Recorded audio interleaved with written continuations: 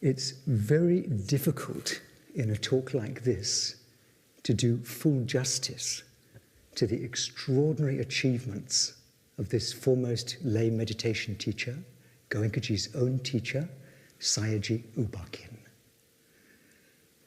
He not only achieved extraordinary results in short periods with his students, but he combined this with a stellar career as a civil servant, a senior civil servant in Burma, post-war Burma, holding at different times, sometimes simultaneously, 6 or 7 different very senior government posts, even at cabinet level. And we'll see how during his life these dual roles played out, became intertwined, and in some ways supported each other. And of course, he was Goenkaji's own teacher. He was born in 1899 in Rangoon, the son of a broker. It was a poor family. He had up to the age of 8, a very traditional education from the local monks. And then, luckily for him, an elderly man from a neighboring factory enabled him to go to the Methodist College nearby, which was an English medium college. And that was important for his subsequent career. The British at that time ruled Burma. It was part of the British Empire, actually part of India as far as the British were concerned. And if you wanted to get on in the civil service or advance your career in any way, you needed to speak English. And so here was Sayagyi in an English-speaking school, and he was a very bright student. He regularly came top of all his classes, and he was given a grammar book, being taught his grammar, and he was able to memorize the entire grammar book page by page. So he continued like that all the way through Methodist College. And then again, of course, he got noticed by a Burmese teacher who enabled him to go to St. Paul's, quite a prestigious college. And again, he came top in every class, matriculated with his high school exams, got a gold medal, and the obvious thing then would have been university. But by that time, his mother had died, his father was very sick. There was no question of any funds for him to go to university. Soon after that, his father did die, and he was on his own, so he had to make his own way. He started off by joining the Sun newspaper. This was a new Burmese language nationalist newspaper. He spent a little while on that. And then, as we all know, he joined the Accountant General's office as a junior clerk. Now, there were a number of offices, including the Accountant General's office, in this administration, which were known as Indian offices. In other words, they were totally dominated by the Indians. The Burmese didn't really get a look in. They were underdogs, basically. In that office, there were only 3 Burmese working, and it was not easy for the Burmese. The government tried to change the situation. They recruited 6 well-educated young Burmese men into the Accountant General's office. One of them was Sayagyi, and Sayagyi was the only one who survived, who didn't resign or leave the office. So he continued. Again, because of his extraordinary memory, concentration, he was able to pass his accounting exams in 1926, so now he was a qualified accountant. And again, he could memorize all his accounting books page by page. So that was Sayagyi. He continued like that. He got another promotion to junior superintendent of the office. At this stage, he had shown very little interest in meditation. He was just making his way in the world, doing what he could, earning a crust. And then all that changed. On January the 1st, 1937, he came across a student of Saya Thet's.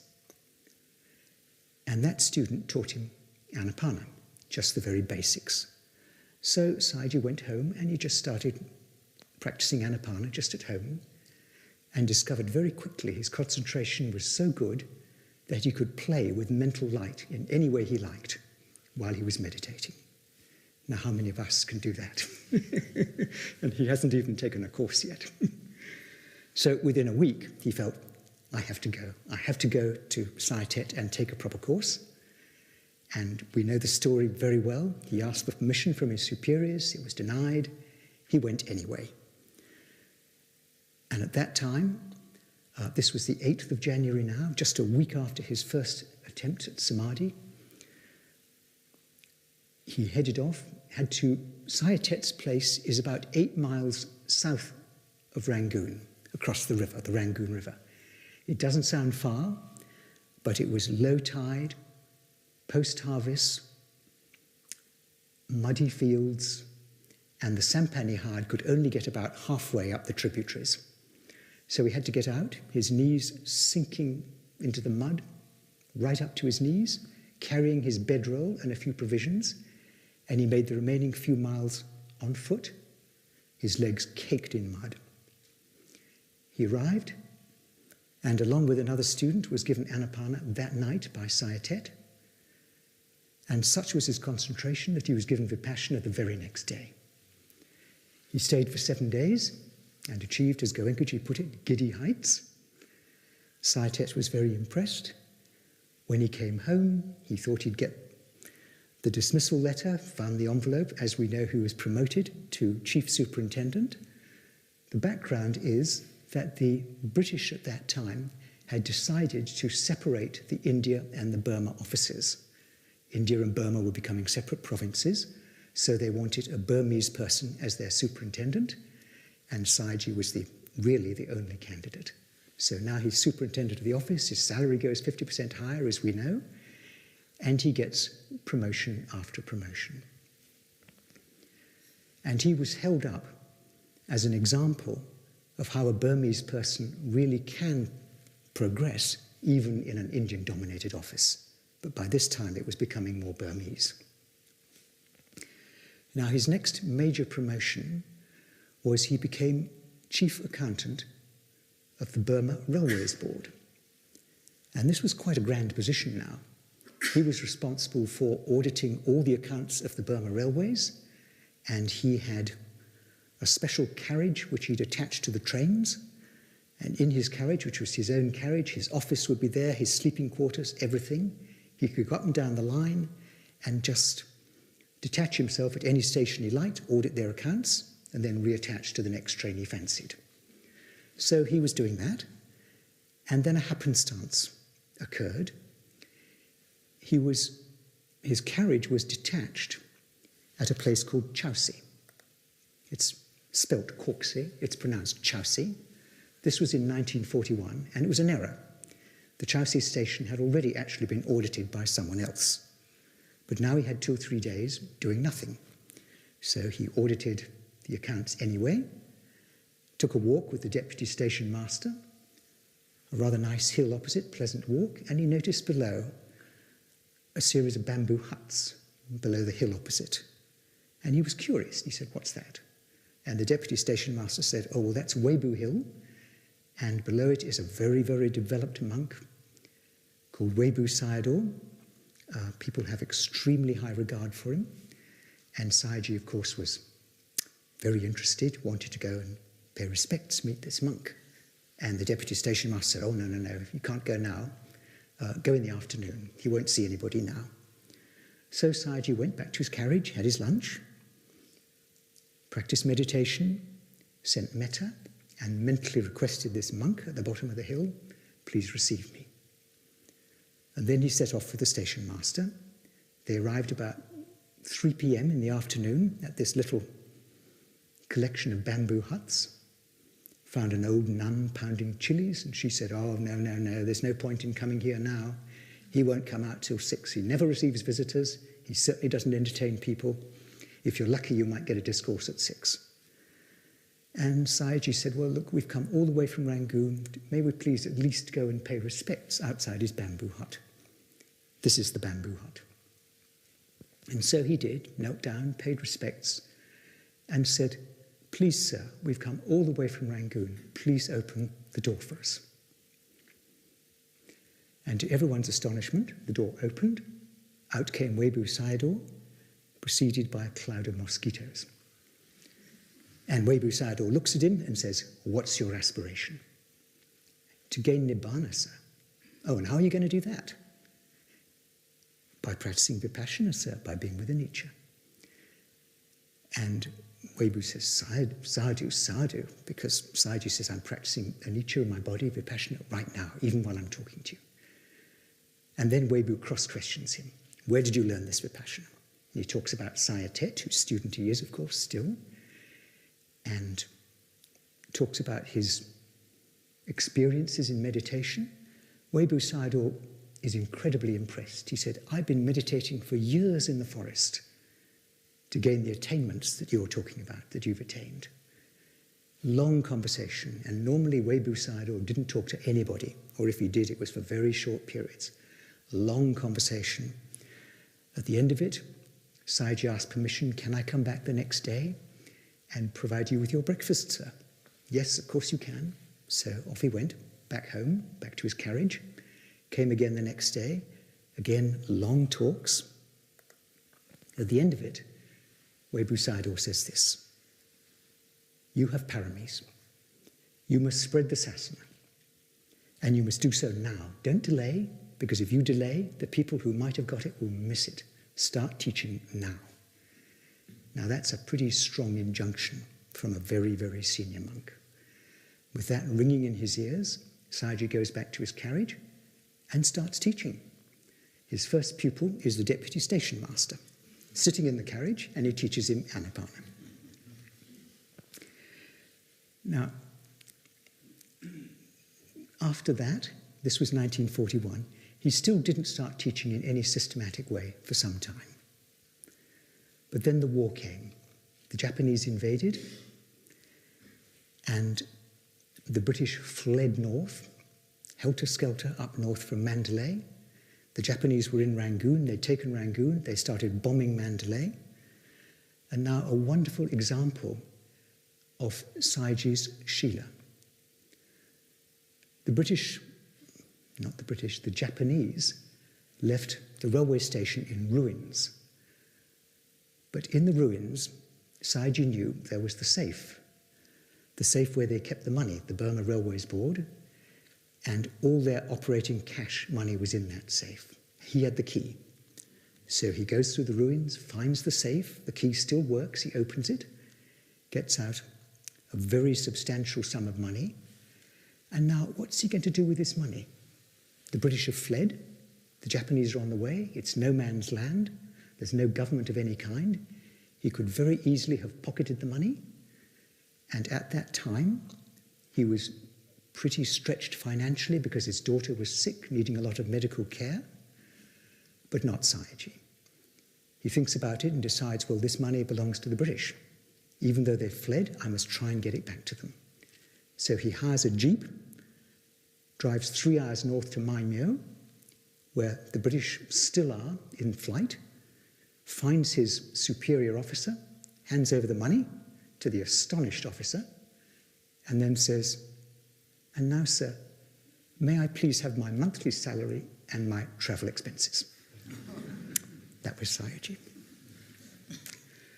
So the war continued, and Sayagyi was living in Rangoon, doing his accounting work, and he was holding group sittings at his house.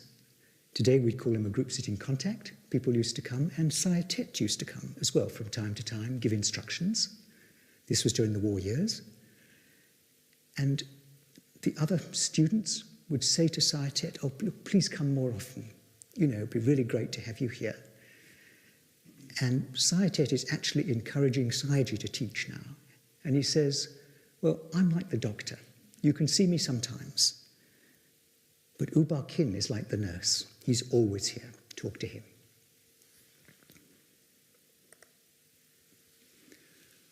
The war years finish. In 1948, Burma gains independence. And this brings Sayagyi into contact with U Nu, who was the prime minister by then. And this was a very close relationship between two men who enormously respected each other. U Nu himself was actually a very good developed meditator. He wrote an essay or a little treatise, a booklet on meditation, which you can still get. It's rather sweetly entitled by U Mong Nyu, the former Prime Minister of Burma. And he writes, if you haven't attained the paths and the fruits, don't read this book. It'll just put you off. So that was U Nu, a good meditator and the Prime Minister. And this long relationship continued, but initially the situation in Burma of the government was dire. When the Japanese had come earlier, they had armed the young Burmese with weapons so that they could fight the British. And when the British came, they armed the young Burmese so they could fight the Japanese. So the whole country was awash with arms and ammunition.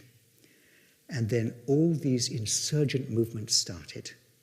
There were the communists, there were the socialists, the Karens in the north, other secessionist movements. And it got so bad that the government by then controlled very little of the country, maybe only 10% of the country. All the rest was in rebel-held hands. Trains going up and down the line were preceded by an armoured guard, an armoured car. Every city had a curfew at night, closed the gates and put on guards. And even by then, there was a rebel camp 10 miles from Rangoon, threatening Rangoon. It was a really desperate situation. Sayagyi used to go round to U Nu's house sometimes and just give metta. Later on, when U Nu was asked how he survived that period, he said, it was only my meditation which kept me going. And now the army was desperate, the Burmese army, and they needed supplies. And U Nu managed to negotiate supplies from a friendly country, but they didn't have the wherewithal to get them into the country. They needed aeroplanes. So they had to buy aeroplanes. The government made a very hurried decision under enormous pressure because the whole government was hanging by a thread by now. They made a hurried decision to buy the aeroplanes, approve the funds. And then another example of Sayagyi's total Shila and integrity. Despite the situation, he blocks it. He says, no, that's illegal under the constitution. You can't do that. So poor U Nu, he goes round to Sayagyi's place and says, well, look, can you find a way we can do this? And they sit down, they find a way. It's passed. And the supplies come. Gradually, the Burmese army starts winning, starts defeating the secessionist movements, and they gradually start regaining control of the country. Now, another example of Sayagyi's strictness and Shila, he regards his job as making sure that every single penny of government money is properly accounted for. By now, U Nu was able to think about broader things like education, and he decided to have a good higher education program. And so again, he passes an appropriation in Parliament for this. Sayagyi says, no, can't do that. There's no provision under the Constitution to do that. So poor U Nu, what's he do now? He gets together with the local turf club, the horse racing club. And they're mostly rich people, and they decide to have a big horse race in which the entry stakes will be really, really high. Everybody knows what it's for. It's for higher education. The horse race is held, large amount of money is raised, big ceremony, the turf club hands over the check to U Nu. U Nu proudly hands it to his education minister, goes back to the accountant general's office. Sayagyi says, nope, can't do that. Poor U Nu, he goes along, he says, well, what's wrong now? And Sayagyi says, well, this is the profits of the turf club. There has to be a government tax on it before you can do anything with it. So the government tax was taken out and the rest distributed for higher education. So this was Sayagyi. But at the same time, there was enormous respect between them. U Nu was the prime minister who gave him permission to start teaching meditation in his little room in the accountant general's office and actively encouraged him. Very quickly, that room became too small. So just a year later, the Accountant General's Office formed an association, they found a piece of land, and they built a centre just within 1 year. And here it is, here's Sayagyi standing in front of his centre. By the way, all the quotes you see in all these slides are from Sayagyi himself at different times. Notice also the flowers. Sayagyi loved flowers. He used to collect rare species, took great care with them, loved watering them, looking after them, and would talk at length to visitors about his beautiful flowers. Here's another picture of IMC. As you can see, there's this beautiful pagoda. Above it, with the green roof, is the meditation hall. Above that, the teacher's residence. And then to the right-hand side, you've got some little kutis or huts and an accommodation building. Now, there was one innovation which Sayagyi did. Traditionally, Burmese stupas or pagodas were all solid. And Sayagyi, as far as we know, was the first to make a hollow pagoda in which you could meditate. So he started off having this central room and the 8 cells round, and you can see them in the background there.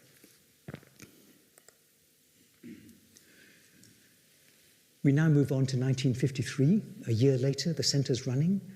It's still pretty difficult in Burma. A lot of civil commotion, a lot of strife, and there was a belief among senior Burmese that if a very developed monk was brought to the capital, gave metta, meditated there, gave Dhamma, things would improve. And Sayagyi had a very strong feeling that this should be Webu Sayadaw. And so he persuaded U Nu. U Nu said, all right, go ahead, invite him. And the two men had not met or even exchanged any correspondence for over 10 years since Webu Sayadaw had authorized Sayagyi as a teacher. No contact. So now Sayagyi sends his secretary, association secretary, up to Mandalay, up to the north, to find Webu Sayadaw and deliver the invitation. He gets there.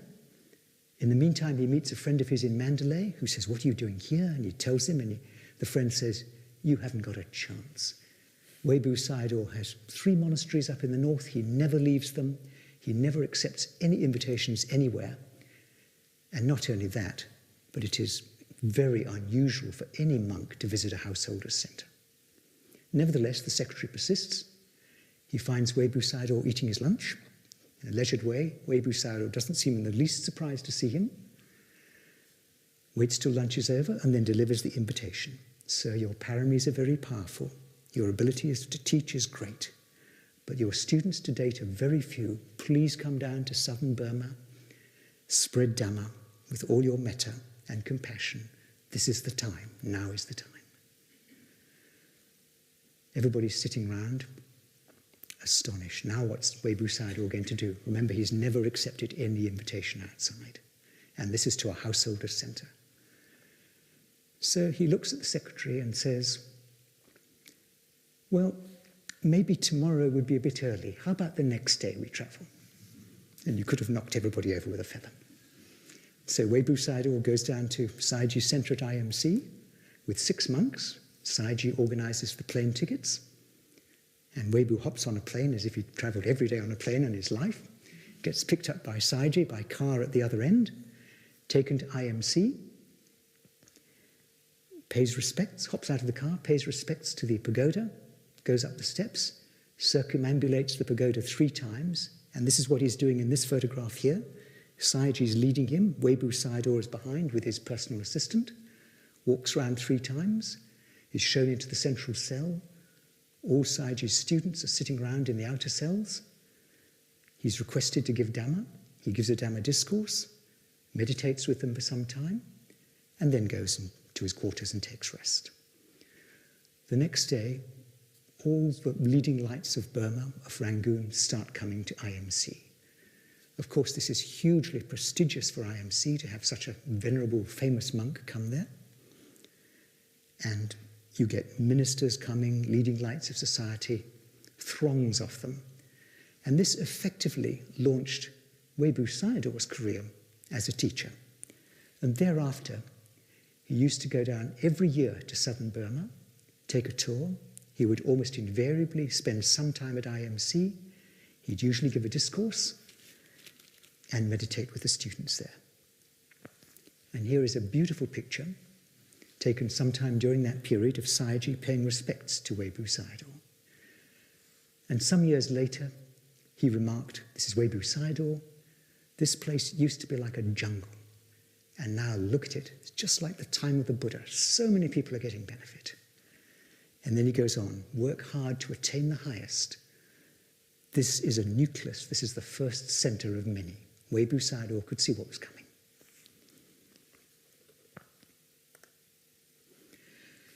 Now that was at IMC, but I mentioned earlier how his two careers were intertwined. He was also very busy on another enormous project. You're very well aware, I'm sure, of this prophecy, this tradition that 2,500 years after the Buddha, the second Sasana would start again with Vipassana.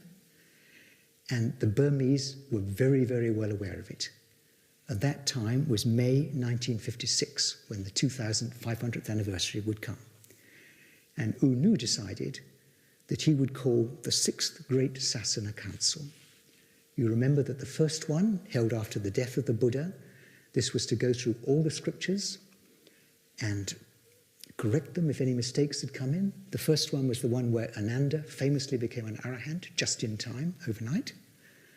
The second and third were held in India, the third under Ashoka, the fourth in Sri Lanka, the fifth under King Mindon in Burma. That was the one at which Ledi Sayadaw famously spoke, if you've heard that. And here's U Nu doing the sixth. Now, a huge project. This was the Great Hall. It was known as the Great Cave, where the scriptures were recited. All the discourses of the Buddha, his instructions to the monks, all that, the Abhidhamma, everything was recited in that hall. It took 2 years, but the preparations were enormous. This hall was built, and not only this hall, but it took 5,000 monks with 10 to 15,000 lay observers. It was regularly too crowded, and the observers had to queue to get in. And not only that, but a library, a Sema hall, which is a monk's ordination hall, a printing press, offices, accommodation, a hospital. 170 acres were requisitioned by the government for this, something like 40 million chats of those times. Sayagyi was on the executive committee, along with U Nu and the finance ministers and others, and the whole thing got built in 13 months. Now just imagine building one of our centers in 13 months compared to this. Sayagyi was also the honorary auditor of the council, which built this. He devised a rather neat little system of donation books of different colors for different sizes donations, one color for 100 chats, one color for 1,000 chats, and so forth. Only selected people were given the higher denominations, and there was never any hint of any embezzlement or misappropriation of funds at all. So that was the Sasana Council. Even after the council had finished, Sayagyi continued on the board, and they continued to publish a monthly magazine, often with one of Ledi Sayadaw's discourses in it. You can get those magazines today, or some of them, in Pariyatti. Now, around that time, a rather important student came and took his first course with Sayagyi. And here he is. We all know the story of how Goenkaji came to take his first course very well, how he wanted to get cured from his migraine, and Sayagyi told him no. And that was a strong decision by Sayagyi, because as soon as Goenkaji entered the compound at IMC for the first time, Sayagyi could see straight away that here was a person of very strong paramis, someone able to spread Dhamma. But regardless of that, Sayagyi rejected him first time. Maybe we can say the first case of special handling. Later, Goenkaji hesitated, and then finally he took his course, and this was just about the turning of the Sasana, that 2,500th anniversary. And here is Goenkaji at the end of the course. It's a little post-course photo. Sayagyi, of course, is in the chair. Goenkaji standing behind him to his left in Indian gear. Mother Sayama below on the left, sitting there. Mother Sayama was a very developed student of Sayagyi's, and above her, U Chit Tin, her husband. So, Goenkaji's first course. And because of the Sasana Council, a number of Westerners had been coming interested in meditation to Burma. Some of them even went to the council to see what it was like. And they became interested in meditation. And essentially, Sayagyi was the only English-speaking meditation teacher of any note in Rangoon, or maybe even in Burma. So they were basically funneled to him. And even before this Sasana Council, there was an interest. In 1952, he was asked by a group of Americans, an American technical mission in Rangoon, could he please give some talks on Buddhism? And the talks were very successful. There were 3 of them given in a Methodist church. And they were later published in a booklet called What Buddhism Is. You can get it today. Beautiful talks, highly recommended. And these talks, or rather this booklet, found its way into Burmese embassies abroad and into Buddhist societies abroad. So word started spreading that here was someone who could really teach, a remarkable meditation teacher, and interest started coming. One of the very first was a man called Van Amersfoort. He was actually the president of the Dutch Buddhist Association. He was on a trade mission, met with Sayagyi, expressed an interest in sitting a course. He only had 4 days. So Sayagyi said, all right, 4-day course. And he attained high stages, even in 4 days. Another lady, and this is not the only Westerners, but just some of them, was a lady called Elizabeth Nottingham. She was a Fulbright scholar, lectured at Harvard University. Again was interested, took a course, and she went home and she gave lectures at Harvard on it, and actually gave a series of radio interviews on New York radio, talking about Burma, and one whole session of her interviews, one whole interview, was devoted to IMC. Now, a friend of hers called Marion Dix heard about this. Marion was a filmmaker from California, and so she decided to go and take a course too. And in a little while, we'll see how her course went, because we'll get some film footage from her. Winston and Jocelyn King, another academic couple. Winston was an academic. Jocelyn King took the meditation actually much more seriously than Winston did 3 courses. She talks about, late in the course, waking up from a horrible dream where she was standing over her own dead, putrefying body. Woke up in total shock.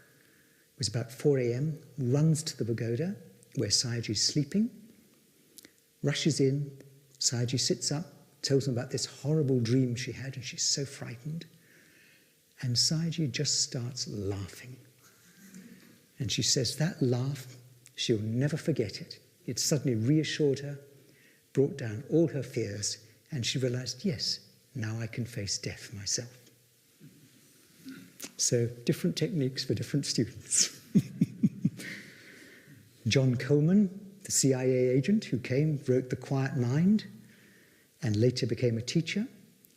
And Robert Hover.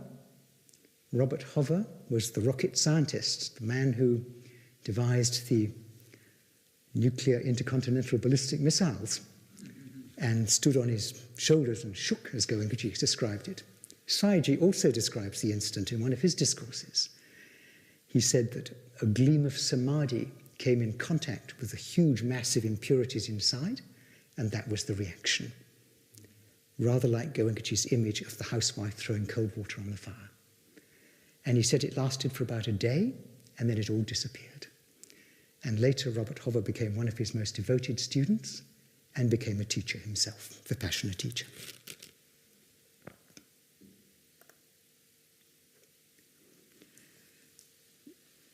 Now, IMC also came to the interest of a member of Parliament in Britain. His name was Christopher Mayhew, socialist member of Parliament, and he got interested, and he decided to do a series with the BBC, British Broadcasting Corporation, on, it was called Men Seeking God. And basically it was about different religious traditions as he thought of them in the East. And he decided to do one on Sayagyi and on Buddhism in Burma. That was what it was called, Buddhism in Burma. Most of the video is devoted not to Sayagyi but to other things, but there's a very short clip at the end. And Sayagyi takes a rather practical point of view. He's not interested in explaining the theory of Buddhism. He says, well, why don't you come and watch one of my students enter the Nibbanic stage? I mean, what an offer. So Christopher Mayhew says, okay, sure. And here it is. Monks aren't the only teachers of meditation in Burma. With U San Yun here is a layman, a former cabinet minister, U Ba Khin, who acts as spiritual director, or guru, of this modern meditation center. In thousands of lay meditation centers like this, Burmese Buddhists cultivate self-mastery as the key to a deeper spiritual life. U Ba Khin's most proficient pupil is Mr. Venkataraman here. He's preparing to go into a trance known as the trance of cessation. He pays his respects to his guru and sits down and begins to concentrate.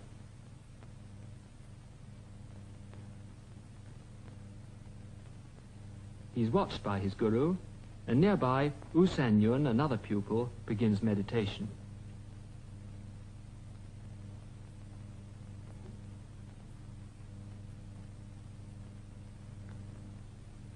In less than a minute, Mr. Venkataraman is in a deep trance. When he is like this, nothing can wake him up except the voice of his guru. Venkataraman.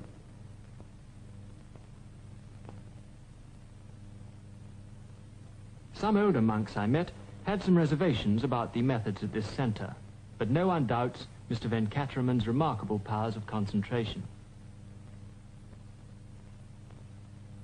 Afterwards, he explained to me the experience he had had, and summed it up as follows. As soon as I rose up, I found my body very light, and also, at the same time, my mind was crystal clear. I see. It gave me a mental happiness, peace and happiness, which words could not describe. At any rate, it was immensely pleasing to me.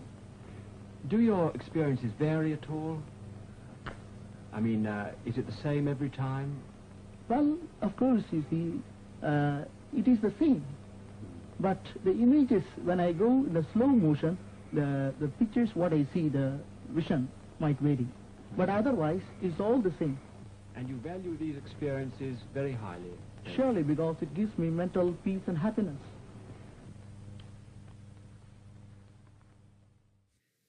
So that's a good recommendation. Now, in the meantime, Sayagyi was very, very busy, mostly under U Nu's patronage and support, in his government posts. We all know how Goenkaji talks about at one stage he held 4 different senior posts at the same time. These are them. He also held others at different times. 1948, he'd of course been appointed Accountant General, and we know the story of how he reformed the Accountant General's office. 5 years later, he resigned and was immediately reappointed, and he continued right there till he retired. 1956, now this is when the Sasana Council is more or less ending. U Nu taps him on the shoulder and says, hey, what about the commercial audit? Now, the commercial audit was charged with auditing all the Burmese nationalized corporations. Huge amounts of money involved. This was all the nationalized industries. And they had a staff of 50 and 3 trained accountants. And they were dealing with something like 1.5 billion in funds. And he manages to get that office working really efficiently. While he's doing that, another government office comes into light where there are problems, which is the State Agricultural Marketing Board. And therein lies a tale. Burma was an extremely fertile country. It was like the Rice Bowl of Asia. Under the British, the Burmese farmers used to sell their produce, rice and other supplies, to the Indian traders, and the Indian traders would then export and sell them. When the Burmese got independence, they nationalized all that and created this State Agricultural Marketing Board, which was a monopoly buyer of rice and also a monopoly seller outside in the export market. The profit margins were huge, thanks to the Indian traders, so it should have been easy. And yet, year after year, it made a chronic deficit. So U Nu asked Sayagyi to investigate. He set up a special inquiry with Sayagyi as its head. The inquiry found that the marketing board the accounts were 5 years in arrears, massive losses of produce due to poor handling, poor storage, and a great web of corruption. Everyone was on the take, dealing with the traders, dealing with the exporters, and the board was just being bled dry. And in that process, the price of rice had dropped from £60 to £34 over 3 years. So it was really a desperate situation. As a result of Sayagyi's inquiry, another inquiry or commission was set up, and they brought charges.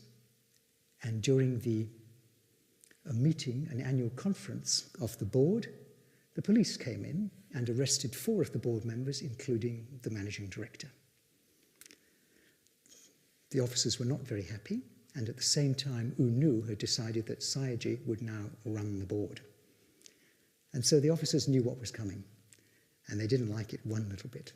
So they went on strike en masse. All the officers resigned. And so Sayagyi walked into a situation where he had no officers, just clerical staff, and these chronic problems and corruption. U Nu backed Sayagyi to the hilt. He didn't back down. For some weeks, the officers were on strike. Sayagyi didn't back down. He just continued to run it with the clerical staff. And they realized the game was up. They came back for some token penalty. And then Sayagyi started working with them and started having meetings, and he felt that very soon he'd turn the tables. Within 2 years, the board was making record profits and was achieving maximum efficiency in the handling of storing of its grain. And it continued like that with Sayagyi as its head. And then finally, U Nu again tapped him on the shoulder and said, look, we don't have enough accountants in the country. Can you start an institute for training them? So he set that up as well. It was very successful. Many of the teachers had actually taken courses with Sayagyi. There was never any complaint from any student, and they remarked how kind the teachers were. Now, I mentioned earlier Marion Dix, the filmmaker from California, who at this time, this is 1959 now, she came along and did a course with Sayagyi, and here is her account of her course. It's about 5 minutes. To understand Burma, I needed to understand Buddhism. So I entered a Buddhist retreat where I took a course in meditation. It's rare for a Westerner to do so, and I was the only non-Burman there. The octagonal main building had 8 meditation cells around its circumference. The guru or teacher, U Ba Khin, on the right, welcomed me there with some of his disciples. And like the others, I took up residence there at the center in one of the simple cottages right on the premises. On the board there, in Burmese, with English translation for my benefit, is the schedule we followed daily for 10 days. Classes from 4:30 in the morning until 9 at night. 10.5 hours of concentrated training in meditation techniques daily in periods of from 1.5 to 4.5 hours at a stretch. Entering my cell, I discovered it was small, dark, and quite bare except for a mat on the floor to sit on.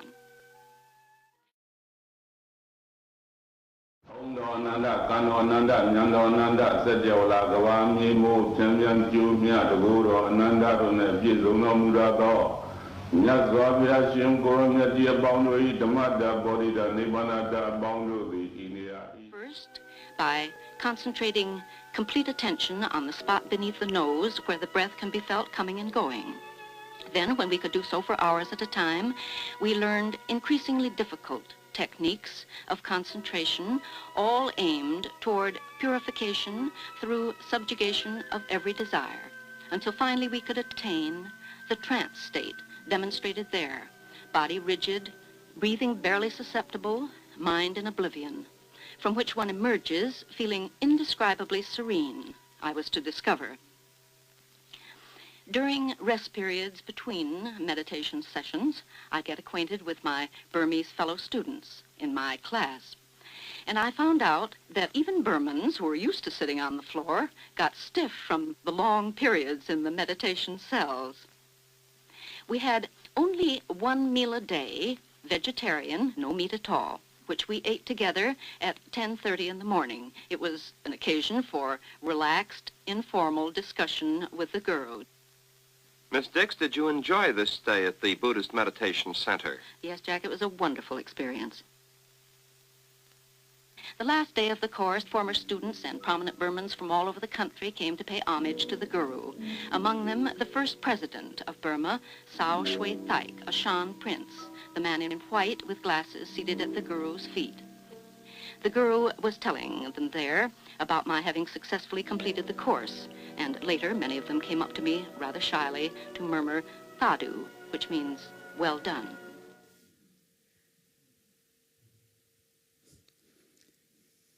Just so that you know, Sao Shui Thaik, of course, was the first president who came out of alcohol on a Sayagyi course. Tried to bargain, couldn't bargain, and ended up coming out of alcohol. A little later, another time, an occasion for another Sayagyi talk, a delegation came from Israel. And this was as a result of a very close relationship between U Nu and the Israeli Prime Minister of that time, David Ben-Gurion. Ben-Gurion was actually widely read in the Buddha's discourses and other works, in the scriptures, and used to have long correspondence with U Nu about them. They were pen pals, essentially. U Nu was invited to Israel by Ben-Gurion, and here he is. He's riding in a car through Tel Aviv, looking pretty happy, waving to the crowds. And this led to a visit by David Ben-Gurion and his foreign minister. While he was in Burma, he actually took a meditation course at U Nu's house, and the journalists, of course, were very curious about this. In fact, Ben-Gurion took some criticism for this in Israel itself, because they were saying, well, you know, you've gone on a diplomatic mission, and here you are doing a meditation course. What's going on here? But he did it. So the press were interested, and they were directed to Sayagyi because he was English-speaking. He invited them for tea at IMC, gave them a talk. It's available in booklet form now. It's called The Real Values of Buddhist Meditation. And he realized that they weren't interested in the afterlife or anything like that.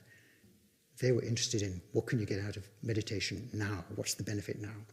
So he talked about his experiences in detail as a civil servant, the Agricultural Marketing Board, and all those things. It's a wonderful discourse if you want to read it. 65, Sayagyi's getting on now, and he decides that he's going to take a retreat. And he's going to take it with Webu Sayadaw. But he doesn't tell anybody. He doesn't want any fuss. So he just jumps in his car, drives up to Mandalay, calls on his old friend, U Ko-lay, who is Chancellor of Mandalay University. U Ko-lay is astonished to see him and says, "What are you doing here?" And he says, "Oh, I'm going to take a meditation course with Webu Sayadaw. Do you want to come too?" So U Ko-lay rushes around, gets his gear together, and they go over to Webu Sayadaw's place. And Webu Sayadaw looks at them and says, "You've come here to do good deeds, have you?" They say, yes, sir, we'd like to ordain and meditate." And he says, "Well, if you're going to ordain, a monk has to follow 227 precepts. Do you know the precepts?" "No, sir." "Well, can you control your bodily actions?" "We can try, sir." Can you control your mental actions? We can try, sir. Can you control the actions of speech? We can try, sir. Well, I will give you a technique which will enable you to do that. And he teaches them Anapana. And then he says, well, when you're practicing Anapana, are you controlling your physical actions? Yes, sir. And your actions, your verbal actions? Yes, sir. Mental actions? Yes, sir. He says, all right, you do that all the time.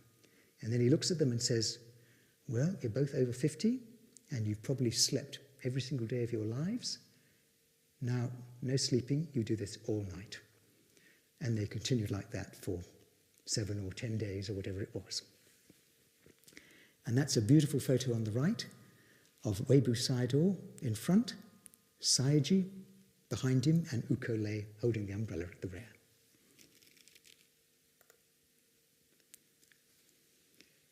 This is a verse which Sayagyi used to recite.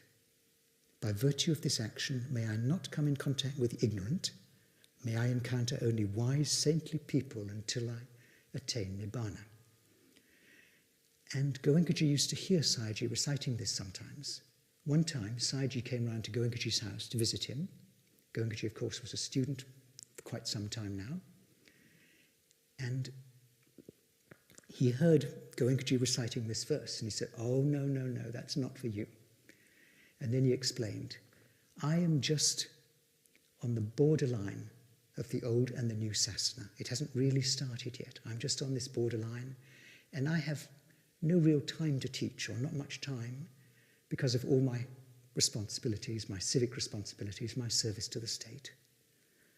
So I can only take a few students, and Sayagyi had actually made a vow that he would only take students of very high paramis, and of course we've seen that. But there were small courses, sometimes just 2 or 3 students, other times 20 or 30. But for Goenkaji, that wasn't the case. He had to deal with the fools, maybe that's us, but large numbers. And Goenkaji was in the new era. And of course, all this time, Goenkaji didn't know it, but Sayagyi was training him as a teacher. Goenkaji thought he was just being brought along for translation, but not so. Actually, Sayagyi was training him in all the different responses to the different meditation stages.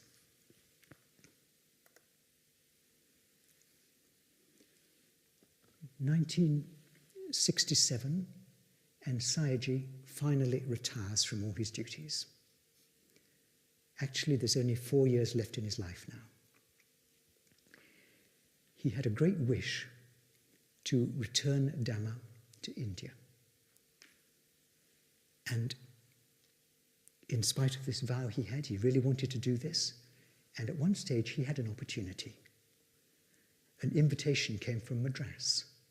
Would Sayagyi like to go over, along with some of his assistants, and give some Vipassana courses in India? Sayagyi was thrilled. So he goes and he applies for the passport to go out of the country. And at that time, passports were very restricted, and you could only get a passport from the government if you were leaving for urgent medical reasons and could show that you needed treatment, or you were going for a job and had an employment contract, or you were leaving the country permanently. And Sayagyi fitted none of those categories. And so the minister, the immigration minister, just sent word to him via a student of his, look, don't worry about that. Just say anything you like and get some bit of paper to prove it. That's fine, we'll pass it. Not Sayagyi. He said, I will never break my Shila, and I will not go and teach on a false basis. So rather than break up his Shila, he gave up his cherished dream of spreading Dhamma in India. Later, when Goenkaji went, Sayagyi was thrilled. He said, you're not going, I'm going, really. And Goenkaji always felt that. And so the training continued. In 1967, Sayagyi decided to give some campsite courses. Normally he only taught at IMC, but now he goes up to Mandalay and Maimyo, takes Goenkaji, along with Sayama and a few others. And these are rough courses. They're held in dharamsalas, hotels, schools, no Dhamma vibrations at all. And Goenkaji later felt that Sayagyi was deliberately exposing him to the kind of rough vibrations he'd have to deal with in India later.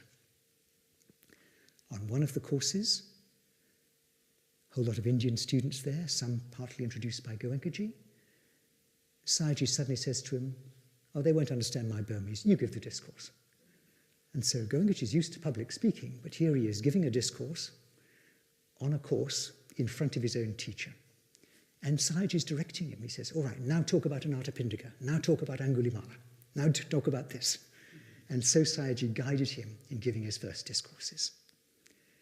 Later on, you may have heard the story before, small course at IMC, 3 Indian students. Goenkaji goes down to be present for Anapana, finds Sayagyi lying down in the central cell. Sayagyi says, "You give Anapana." So Goenkaji gives Anapana. That's his introduction to Anapana. Later in the course, day 4 comes, and Sayagyi suddenly says, "It's Vipassana time. I'm going to have a rest. You give Vipassana." He gives Vipassana to these 3 Indian students, and one of them suddenly starts shaking violently. Goenkaji is horrified. He doesn't know what to do. He's disconcerted. What am I going to do now? He thinks, should I rush off and get Sayagyi? And then he realizes, no, his metta is with me. All his vibrations are with me. That gives him strength. He starts sending strong metta himself. The shaking stops. The student settles down. Vipassana goes very well. In 1969, 2 years later, of course, Goenkaji, he'd already been appointed a teacher. He was appointed a teacher in 1967. He goes to India. And now it's the last few years, or the last period of Sayagyi's life. He's teaching full-time at IMC. He's got time to do that now. And just about a week before he passed away, he's just sitting around at IMC with Syama. And he says to Syama, "I'm thinking of leaving for good." And Syama thinks he's talking about going to India. So she says, "Well, go. We'll look after things here." A few days later, he starts remembering all the people who'd helped him in the past. The elderly man who helped him get to the Methodist college, the teacher who'd helped him to St. Paul's, an old friend whose name he saw in the newspapers, and he starts writing letters to all of them. He's not even sick at this stage, but he suddenly starts doing this. And then a few days later, on the 18th of January, he gets sick. He doesn't take it very seriously, but it suddenly develops. He has to be rushed to hospital. On the 19th, he's dead. The friend he wrote to a day earlier gets the letter, and on the same day in the newspaper, gets the notice of Sayagyi's death. He's shocked. And before he passed away, Sayagyi wrote a letter to his Western students which contained this passage, famous passage. He always used to say, "The time clock of Vipassana has struck for the revival of Buddha Dhamma. He has no doubts whatsoever about the results that will accrue, results that are good, concrete, vivid, personal, here and now, which will stand you in a state of well-being and happiness for the rest of your lives." So that letter went out to all his Western students. And here's a tribute from Dr. Om Prakash. Om Prakash was a senior doctor in Rangoon. He was actually the advisor to the United Nations on medicine in Burma. He was also Sayagyi's personal physician. He remarked how Sayagyi always bore illness so patiently, so well. He was such an intelligent, easy patient. And he also said this about him. Om Prakash, by the way, was also a student of Sayagyi's. Initially he wasn't, he was just a doctor, but he saw Goenkaji's aunt passing away in great pain from cancer. Goenkaji's aunt, the one who brought him up, was actually a good Vipassana student, and Om Prakash was hugely impressed by the fortitude, the equanimity with which she bore the death pains of her cancer. That made him decide to do a course, which he did. He became a very developed student himself and was later made a teacher by Goenkaji and came to India. But he makes this point about Sayagyi. His quality was that whenever he spoke to you, you always felt you were really something special to him, a special person to him. And then you discover that everybody else at the centre felt the same way. So that's Om Prakash. Webu Sayadaw came, he outlived Sayagyi, came to Sayagyi's centre sometime afterwards and said this. He was talking to Sayagyi's students. Your Sayagyi never died. He won't die. His teaching lives on, as of course it does. Not like some persons who are as if dead even when they're alive, who are of no use to anybody. So Webu Sayadaw had no doubt about Sayagyi's teaching and its impact. And then finally from Goenkaji, whenever I give Dhamma to anyone, I feel the presence of my Dhamma Father, his metta vibrations. I'm just his humble representative, assisting to spread Dhamma everywhere in fulfillment of his very wishes. A wonderful tribute from one great teacher to another.